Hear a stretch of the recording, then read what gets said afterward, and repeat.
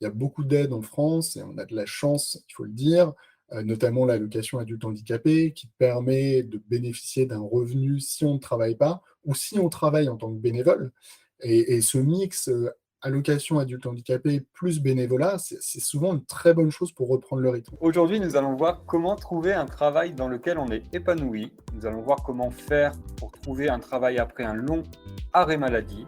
Et le travail est-il compatible avec le fait d'être travailleur handicapé? Hello et bienvenue sur Parole de bipolaire, le lieu d'échange autour de la bipolarité.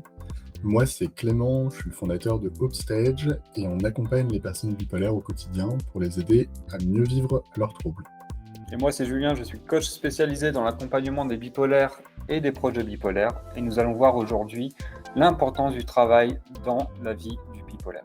Super, attaquons dans le vif du sujet pour parler justement du travail.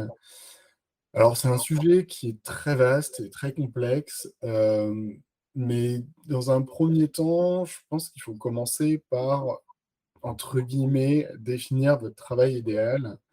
Je mets des guillemets parce que c'est un grand mot et ça veut tout et rien dire, mais comment est-ce que tu vois un peu les choses de ton côté, Julien, là-dessus?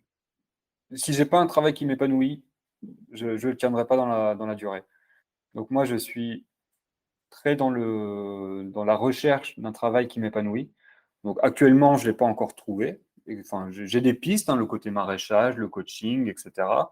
Mais je suis toujours en recherche du travail «idéal» entre guillemets et voilà, ça après j'affine mes recherches, j'affine mes préférences et au fur et à mesure, bah, ça se clarifie. Et je pense que c'est bien de justement poser un peu ce qu'on veut sur papier. C'est quoi notre travail idéal? Comment on se sentirait dans son travail idéal? Qu'est-ce qu'on y ferait? Et après s'orienter vers que ce soit des formations ou ou des emplois directs, hein, qui permettront d'aller, vers notre job idéal. Et toi, Mmh. à ce niveau-là, comment tu le vois, ce côté, trouver un travail qui nous épanouit? Bah, je suis d'accord avec toi, c'est quelque chose d'essentiel et c'est vrai que par le passé, par ennui ou, pour d'autres raisons, j'ai pas toujours gardé, des jobs pendant des longues périodes et je pense que c'est un peu lié, au trouble bipolaire, le fait de, tu vois, tous les ans, tous les 2 ans, de changer de taf, de poser une démission au bout de 6 mois parce qu'on a une idée, d'entreprise, parce qu'on est dans une phase hypomaniaque, ce genre de choses. Mais, heu, mais ouais, je te rejoins, je pense que c'est vraiment essentiel d'un peu se reprendre. On a fait d'ailleurs un guide, en ligne, on te mettra le lien en description, mais vraiment de se poser déjà les questions, de se dire, «Qu'est-ce que j'aime faire? Qu'est-ce qui me fait entre guillemets, «plaisir» au quotidien?» et puis, de quand même garder un aspect réaliste. Enfin, on n'est pas dans le monde des bisounours et ce qu'il faut vraiment différencier dans le travail, c'est le travail qui va être alimentaire, donc pour gagner de l'argent et le travail entre guillemets «plaisir» et ça s'oppose pas obligatoirement. On peut trouver, quelque chose qui correspond aux 2. Mais ça peut être aussi 2 choses différentes. Je pense, par exemple, à Upstage actuellement. C'est un travail plaisir. Même si je bosse 50 heures par semaine, aujourd'hui, j'arrive pas à gagner ma vie, grâce à Upstage. Heureusement que j'ai les allocations, du chômage, faut être transparent, parce qu'aujourd'hui, j'ai pas de revenus, quasiment avec Upstage. En espérant que ce travail plaisir puisse devenir à terme un travail qui me permette d'en vivre. Hem, mais ouais, justement, je trouve ça intéressant de différencier les 2 et surtout de se poser les bonnes questions. Comment tu vois les choses là-dessus, Julien? Déjà, je pense que comme tu le dis, c'est important de rester réaliste aussi dans sa recherche et moi, j'ai tendance très facilement à fantasmer. Donc je fantasme un peu tout et dont le travail, donc c'est important de rester réaliste, rester dans le concret aussi et hem et ouais, puis comme tu le dis, se poser les bonnes questions. Est-ce que je veux travailler juste pour gagner de l'argent et pas me prendre la tête avec, une recherche de qu'est-ce qui me plaît dans la vie et cetera? Parce que ça peut être chiant, hein, de chercher un travail qui nous épanouit parce qu'on ne va pas forcément le trouver dès la première fois. Mmh. Et il y en a qui n'ont pas envie de se prendre la tête avec ça et juste avoir un travail alimentaire et puis à côté avoir des bons loisirs, etc. Et c'est un choix, c'est un choix. Après, moi, mon choix a été du côté bah, chercher un travail qui m'épanouit. C'est un choix aussi qui est différent, mais à chacun son choix, moi je dirais. Et se poser les bonnes questions, comme tu le dis, je pense que c'est important. Est-ce que je veux faire ça pour l'argent? Est-ce que je veux faire ça pour m'épanouir, pour m'accomplir? Est-ce que, est-ce que je veux faire ça à temps plein? Est-ce que je veux faire ça sur un mi-temps? Qu'est-ce que je suis prêt à accepter aussi?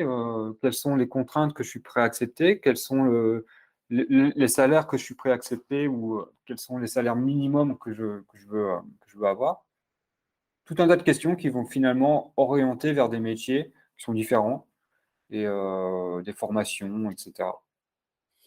Ouais, il y a le fait de travailler ou pas en plein air, ça c'est vraiment quelque chose d'important. Le fait de travailler de nuit ou pas, on en a parlé par le passé. On ne peut que vous recommander de ne pas travailler de nuit. Après, bien sûr que chaque personne est différente et que parfois on a des obligations qui sont, alimentaires, hein. On a besoin de subvenir, à nos besoins et peut-être aux besoins de notre famille et donc il faut toujours trouver un mixte, hein. On n'est pas dans un monde parfait. Pour autant, si on parle de la France, on a quand même beaucoup de chance. Je trouve qu'on ne le dit pas assez. Hem et mais vraiment, il faut prendre conscience que, bah, hélas, il y a un taux de chômage qui est beaucoup plus élevé, chez les personnes bipolaires que, sur la population globale. Si on prend les chiffres de l'UNAFAM, donc c'est une association, alors sur les bipolaires déclarés, il y a 60 de chômeurs, donc c'est énorme. Alors qu'aujourd'hui, sur la population globale, on doit être autour de 7,5. Alors j'ai pas les chiffres exacts, mais c'est dans ces environs-là, en 2022 du coup. Donc ouais, on voit, c'est quasiment 10 fois supérieur et je pense que vraiment posez-vous les questions et permettez-vous aussi de travailler pour autre chose que l'argent. Si vous bénéficiez, bah, comme pour ma part, de l'allocation chômage, ça permet de consacrer du temps à une activité qui est pas toujours rentable, en tout cas pour l'instant qui ne l'est pas assez. Mais ça me permet d'avoir, dans mon cadre de vie, un but, ça me donne envie de me lever le matin, ça me procure du plaisir. Le fait d'aider les autres aussi, ça aide les autres et c'est quand même, bah, principalement pour ça que je le fais, hein, pour aider les personnes bipolaires à ne pas passer par les mêmes problématiques que moi et pour aller plus vite afin de gérer leurs troubles et ça, c'est pas financier et l'aspect social. Ça m'a permis de rencontrer Julien, par exemple, et ça, je l'aurais pas fait si jamais j'avais pas créé Stage. J'ai rencontré des gens géniaux, enfin, que ce soit des mentors, que ce soit des personnes qui m'occupent, d'autres entrepreneurs.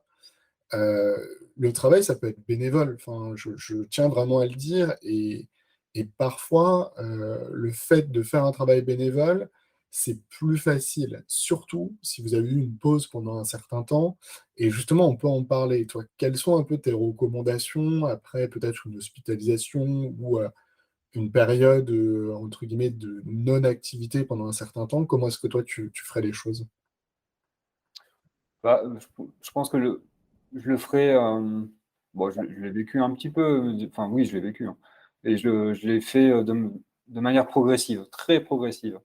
Hem, j'ai commencé en m'appuyant sur les aides de l'État. Donc au début, ça a été le RSA, après j'ai retravaillé, enfin non, au début, ça a été le RSA pendant un certain temps quand même. Après j'ai réussi à ret j'ai non, j'avais même pas retravaillé directement. J'avais été, à la Croix-Rouge pour faire du bénévolat. Donc j'ai fait un peu de bénévolat comme ça. Après, j'ai fait une formation, qui m'a permis de devenir ambulancier. Entre 2, j'avais fait, plutôt un mi-temps, voire un quart-temps en animation. Donc j'y suis vraiment allé progressivement et je travaillais de plus en plus finalement. Donc j'avais fait le bénévolat, le quart-temps mi-temps. Après j'ai fait, ma formation qui était plutôt en temps plein et après j'ai travaillé en temps plein en ambulancier.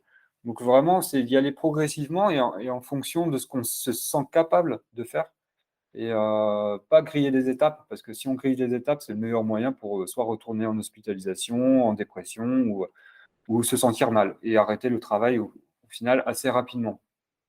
Et après, il existe des choses, hein, quand on est en arrêt maladie, après on peut revenir en mi-temps thérapeutique, c'est-à-dire que l'employeur, ben, sous l'indication du médecin du travail, va accepter le fait d'être en mi-temps thérapeutique pour que vous puissiez, bah, vous remettre de ce qui s'est passé et pouvoir quand même réenclencher un mode de travail finalement. C'est hyper intéressant ce que tu dis et je trouve que le bénévolat n'est pas assez évoqué. Mmh. C'est vraiment, lorsque vous avez eu une période assez longue où vous n'avez pas pu travailler, et c'est super pour recommencer. Il y a beaucoup moins de pression, il y a pas cet aspect financier de devoir vous rémunérer, donc obligatoirement pour l'association ou même l'entreprise, ça a pas de coût. Ça permet de se sentir utile. Généralement, on va choisir beaucoup plus une cause qui nous correspond. La Croix-Rouge, c'est super ce qu'ils font. Il y a plein d'associations, nous d'ailleurs chez Obstec, on travaille avec, d'autres associations et on sait même pas encore si, on sera une entreprise ou une association, pour être honnête avec vous.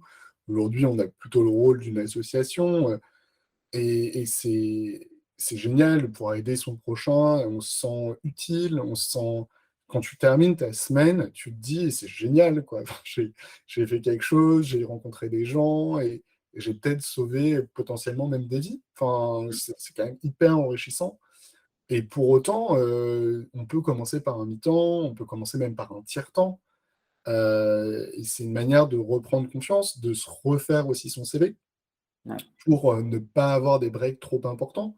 Même si c'est 1 jour, 2 jours par semaine, bah, l'air de rien, si demain vous reprenez un travail à temps plein, bah, vous pouvez dire, «Bah, non, en fait, j'ai pas rien fait, j'ai bossé. Enfin, j'étais bénévole pendant cette période» et ça change tout. Enfin, moi, j'ai fait pas mal de recrutements dans le passé et c'est vrai que ça pose problème lorsqu'il y a des périodes de non-emploi pendant des longues périodes et ne serait-ce que de faire du bénévolat, ça permet de combler un peu parce que vous allez peut-être pas vous épancher sur le fait que vous faisiez qu'une journée par semaine. Vous dites: «J'ai fait du bénévolat» et du coup, ça passe. Justement, on Et parlait d'ailleurs, dans ton guide, tu parles un peu aussi du travail, on en parle un petit peu, ouais, n'hésitez pas à télécharger, donc c'est, le guide, de l'espoir, en fait, Upstage, ça veut dire les étapes de l'espoir, si on traduit, littéralement. Et c'est un peu les étapes afin de vous aider à mieux vivre votre trouble bipolaire. Vous pouvez le télécharger, c'est dans la description, bah, de l'épisode et de la chaîne. Donc c'est gratuit et puis ça vous aidera justement à trouver les bons déclics. yes. J'y pense aussi, n'hésitez pas à nous parler, vous, de votre travail et comment vous le vivez. Est-ce que, vous avez un travail salarié, bénévole? Est-ce que vous êtes en recherche d'emploi? C'est vrai que c'est des choses qui nous intéressent, de voir un petit peu où vous en êtes et peut-être vous donner un coup de main. Personnellement, moi, je suis un grand fanatique de LinkedIn et je ferai peut-être un petit webinaire ou quoi pour vous donner deux trois clés parce que c'est utile, l'air de rien. Hem, enfin, pour vous donner un exemple très simple, n'importe quel recruteur, que ce soit pour une association ou autre, il va taper votre nom sur Google ou bon, je dis Google, mais c'est 90 des cas, hein. Et en fait, il va tomber sur, soit votre profil LinkedIn, pardon, que vous maîtrisez ou soit, votre profil, Facebook et généralement, vous préférez qu'il tombe sur votre profil LinkedIn. On parle un peu sur le côté, justement quand on est bipolaire, donc on a un handicap. Hem, Est-ce que tu pourrais parler justement de cette reconnaissance en tant que travailleur handicapé, le travail et l'invalidité, le travail et le handicap, toute cette sphère-là finalement? Ouais, alors, bah, c'est un sujet que je connais pas tant que ça, pour être franc. Mmh. Mais il y a beaucoup, beaucoup de choses qui existent. Il y a l'allocation longue durée, ALD, qui permet un remboursement des médicaments, C'est affection, hein, c'est pas c'est peut-être allocation. affection plutôt qu'allocation, ouais, je me je me posais la question. Il y a un petit truc qui bug là. Et donc ça, c'est un truc déjà qui permet le remboursement des médicaments, le fait de ne pas avancer ses frais de santé, essentiel parce que si vous avez du mal à la fin du mois pour payer votre psychiatre, bah, c'est pas la dépense à Et ne ouais. pas faire, quoi. C'est peut-être, peut-être que la santé d'ailleurs en termes de dépenses, pour moi, c'est la top priorité, quoi. Enfin, c'est, bon, on va dire le loyer, la bouffe, l'électricité et la santé. C'est un Mmh. peu les incompressibles et ensuite il y a le reste. Mais la santé, elle arrive dans les premiers.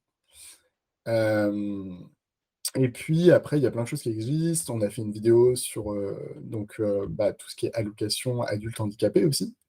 On vous mettra le lien dans la description. Il y a la pension d'invalidité qui existe.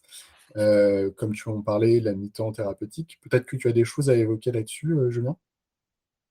Par rapport à quoi? Le mi-temps thérapeutique? Non, mais par rapport de manière Dans le handicap générale à en général? ouais, Ouais, travailleurs handicapés, déjà, ouais. ce qu'il faut savoir, c'est que les grandes entreprises, elles ont «l'obligation» entre guillemets, parce que si elles le font pas, elles peuvent payer une «amende» entre guillemets et elles ont l'obligation d'employer donc 6 de travailleurs handicapés. Bon, heu, il y en a beaucoup qui ont tendance à payer l'amende plutôt que d'embaucher, mais bon, il y a quand même cette loi qui existe. Après, il y a ça pose beaucoup la question du côté, bah, de l'image qu'on va renvoyer à l'employeur si on se déclare en tant que travailleur handicapé et et en plus qu'on dit notre maladie. Parce qu'il y a le fait d'être travailleur handicapé, donc d'avoir la RQTH, donc la reconnaissance de travailleur handicapé, mais il y a aussi le fait de dire: «Je suis bipolaire», qui est 2 choses différentes finalement. Et c'est vrai qu'on peut avoir peur de cette image d'handicapé d'une et de bipolaire de 2. Ça, c'est des choix. On en revient toujours au choix. C'est un choix de dire, d'utiliser son RQTH déjà et de dire par la suite: «Je suis bipolaire». Après, tout dépend de la situation parce que ça peut être un avantage de dire: «Bah oui, je suis bipolaire». Bah, du coup, on va adapter vraiment l'emploi à ta bipolarité parce que par exemple, moi, j'étais ambulancier. Quand j'ai dit que j'étais bipolaire, elle m'a dit: «Bon, bah, les travails de nuit, est-ce que tu veux en faire?» Je lui ai dit: «Non». Les horaires, je lui ai dit: Ça serait mieux que ça soit plutôt, les mêmes à chaque fois». Elle s'est adaptée et donc ça peut pas ça c'est j'entends que souvent c'est peut-être compliqué, problématique avec l'employeur, mais dans certains cas, je pense que c'est pas mal de le dire quand même. OK, juste RQTH, RQTH, reconnaissance de travailleur handicapé. OK, et tu peux nous RQTH, reconnaissance de qualité en qualité de travailleur travailleur handicapé. handicapé. Et j'aurais pas dû, je viens d'aller sur Google. Mais mais oui, peut-être que tu peux nous en dire un tout petit peu plus, tu as fait les démarches peut-être de ton côté ou pas? Oui, ça fait un moment que j'ai fait les démarches et en fait, on fait les démarches auprès de la MDPH, donc la Maison départementale du handicap. Hem et en fait, la démarche se fait en même temps que l'AAH et en fait, il vous dit quand vous faites la demande de l'AAH, donc l'allocation, adulte handicapé et ben, en fait, vous allez avoir, un panel de choses qu'ils vont accepter et donc dont, la pension d'invalidité, donc l'AAH, la RQTH et en général, quand vous obtenez l'AAH, vous avez la RQTH en même temps, mais vous pouvez aussi obtenir que la RQTH sans l'AAH. Donc voilà, la demande, c'est la même pour tout et après en fonction, bah, ils vous donnent, ce qu'ils acceptent de vous donner, en fait. Et gardez à l'esprit que vous êtes pas obligé de communiquer cette information à votre employeur. Ouais, Donc c'est juste une possibilité en plus. c'est ça, c'est pas bête limite de l'avoir, c'est une sorte de carte supplémentaire dans Moi je l'avais, je l'avais pas déclaré, hein, au début, hein, donc c'est ça, et vous pouvez le déclarer par la suite aussi, ça peut être une idée, de se ouais. dire, bah, en entretien peut-être de pas spécialement en parler. Et après, une fois que vous êtes validé dans votre poste, que ça se passe bien, bah, à ce moment-là, de l'évoquer en disant: «Bah, pour information, bah, je suis reconnu comme travailleur handicapé». Et peut-être quand vous êtes établi, c'est plus facile. Ça a un bénéfice que t'expliquait Julien avec raison que, bah, financièrement, pour une entreprise de plus de 50 personnes, bah, ça leur permet de pas payer, l'amende potentiellement. Donc c'est pas insignifiant pour eux, financièrement Oui. parlant. Et puis d'autant plus qu'en fait, on ne peut pas être licencié parce qu'on a un handicap. Bon, techniquement, hein, dans la loi. Après, il y a des gens qui vont, trouver des subterfuges pour licencier, pour ces causes-là, mais bon. Dans la loi, on n'a pas le droit de se faire licencier pour le handicap. Bien sûr, et puis après, il y a toujours les prud'hommes qui sont, envisageables, hein, si jamais c'est, entre guillemets, vous déclarez que vous êtes bipolaire et que, 3 jours plus tard, vous avez une lettre de licenciement. Bon, il y a un moment, c'est pas normal non plus. Il faut quand même le dire, votre employeur, c'est intolérable, hein, enfin après chacun ses choix, mais Il y a le côté aussi, on peut se poser la question, est-ce que quand on a l'AAH, donc l'allocation adulte handicapé, est-ce qu'on peut travailler? Est-ce que c'est compatible? Et effectivement, oui, c'est compatible. En fait, quand vous avez l'AAH, et que vous travaillez, en fait, l'AAH va se compenser en fonction du revenu que vous touchez en travaillant. J'interromps l'échange quelques secondes pour te demander de nous mettre une petite note sur Apple Podcast ou la plateforme de ton choix. Tu connais la chanson, cela nous aide beaucoup à sensibiliser sur la bipolarité et briser les tabous. Allez, c'est reparti. C'est super ça. C'est vrai que ça permet de travailler en gardant justement son Ouais, allocation. ouais, ça permet de faire des transitions aussi, entre le je travaille pas, je touche la hache, et puis je travaille. Après, moi, je trouve ça un peu complexe dans le sens où, de la manière dont c'est fait et dont les calculs sont faits, bah, on peut se retrouver un peu en galère dans l'entre-deux, en fait. Au début, quand on travaille, pendant 3 mois, potentiellement, ça peut être compliqué parce que bon, les calculs ils se font au bout de 3 mois et que ça a des répercussions sur 3 mois complets. Ça peut être compliqué, je trouve. Ouais, c'est intéressant. Moi, j'ai envie d'évoquer rapidement une dernière partie qui est un peu plus factuelle sur une recherche d'emploi. Pourquoi je vous dis ça? Bah, perso, moi, j'ai fait quand même pas mal de travail salarié. J'ai pas mal changé d'entreprise et j'ai beaucoup fait aussi de recrutement. Et je pense que c'est important d'en parler parce que bah, savoir bien se présenter pour décrocher un entretien et pour être contacté par un recruteur est devenu quelque chose d'essentiel. Et même pour un travail bénévole, même pour un travail à mi-temps, j'ai parlé de LinkedIn tout à l'heure. LinkedIn, c'est la base. Enfin, créer votre profil, ça prend 5 minutes à créer. Après, de faire un bon profil, ça va peut-être prendre 1 heure ou deux. Mais dites-vous que c'est une fois dans la vie. Et une fois que c'est fait, c'est bon. Vous n'avez pas besoin de le modifier. C'est une sorte de CV en ligne, en fait, LinkedIn. Un CV en ligne que vous allez mettre à jour. Et il y a un gros avantage avec LinkedIn, c'est la partie recommandation. Si vous avez la chance d'avoir des recommandations sur votre profil, d'un ancien manager, d'un ancien même collègue, c'est un vrai plus pour les recruteurs pour qu'ils puissent vous contacter et qu'ils aient envie de travailler avec vous. Ensuite, pour rapidement parler du CV, bon, on sait tous qu'il faut faire un CV. Bien sûr, mettez votre photo. Un autre point aussi qui est important, ça va être bah, votre lien LinkedIn, une adresse mail professionnelle. Moi, j'ai tendance à recommander Gmail, qui est un outil gratuit, mais Outlook peut aussi très bien faire le travail. Ça fait professionnel. Et puis, bon, je ne vais pas rentrer beaucoup dans le détail, mais il y a des outils pour faire des CV. Moi, j'utilise Novo Résumé. Alors, je ne suis pas du tout sponsorisé, je n'ai pas de lien d'affiliation. Mais on vous mettra le lien. Ça permet d'avoir un truc qui est nickel et bien designé. Et un dernier point que je voulais ajouter, c'est à ne pas hésiter à envoyer des vidéos, notamment plutôt que des lettres de motivation, envoyer des vidéos de motivation. Il y a plein d'outils qui existent. Vous pouvez utiliser Vidyard. Pareil, je ne suis pas sponsorisé, mais je vous mettrai le lien. Ça permet de faire des petites vidéos pour vous présenter, parler de l'employeur, aller sur le site internet de l'employeur. C'est des choses qui font la différence lorsqu'on est dans une phase de recrutement et partir du principe que faire les démarches pour trouver un travail, c'est un travail en soi. Et vraiment, c'est quelque chose, il faut vous fixer des routines, il faut fixer des horaires, il faut vous faire accompagner, donc demander de l'aide, Pôle emploi, Cap emploi, il y a un certain nombre de coachs aussi. C'est vraiment important et partez du principe que ça fait partie de votre stabilité. Lorsque vous avez une phase de moins bien, que ce soit une phase dépressive ou une phase maniaque, le fait d'avoir un boulot tous les jours ou quelques fois dans la semaine, le fait de se lever tous les matins, le mardi et le jeudi pour aller, à la Croix-Rouge et aller travailler, le fait d'aller voir, vos collègues, c'est socialement, c'est hyper important dans votre stabilité.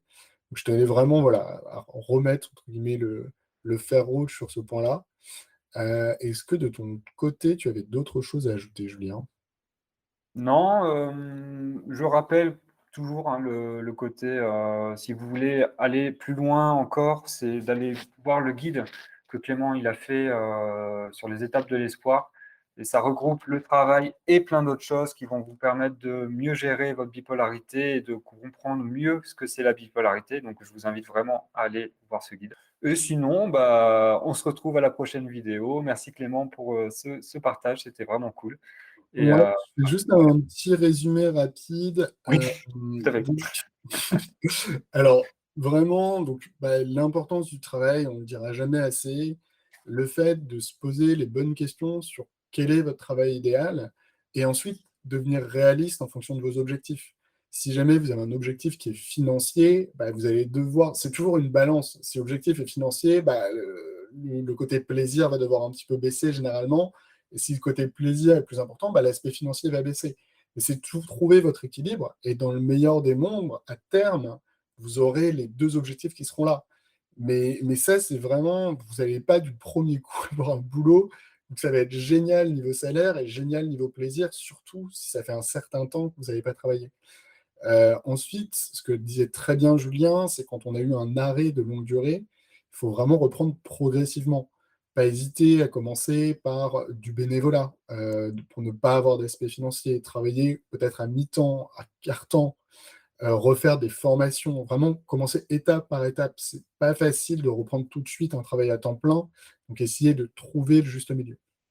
Et ensuite, on a parlé aussi des aides. Il y a beaucoup d'aides en France et on a de la chance, il faut le dire, notamment l'allocation adulte handicapé qui permet de bénéficier d'un revenu si on ne travaille pas ou si on travaille en tant que bénévole. Et ce mix allocation adulte handicapé plus bénévolat, c'est souvent une très bonne chose pour reprendre le rythme. Vous pouvez aussi, entre guillemets, réussir à avoir un travail salarié avec la hache, c'est tout à fait envisageable et vous pouvez suivre les démarches par rapport à ça. Ensuite, pour trouver un travail, n'oubliez pas LinkedIn. Je trouve que pas assez de monde le fait. Ça prend peu de temps. Faites l'effort. Et puis, bien sûr, demandez de l'aide. Il y a beaucoup d'organismes d'aide pour vous aider à trouver un travail. Je pense notamment à Pôle emploi et à Cap emploi. C'est important. Voilà, n'hésitez pas à nous noter, nous mettre une petite note pour le podcast, ça nous fera extrêmement plaisir et ça nous permettra de remontrer dans les classements. Je vous souhaite une super journée et à très bientôt. Abonnez-vous. Ciao. Ciao.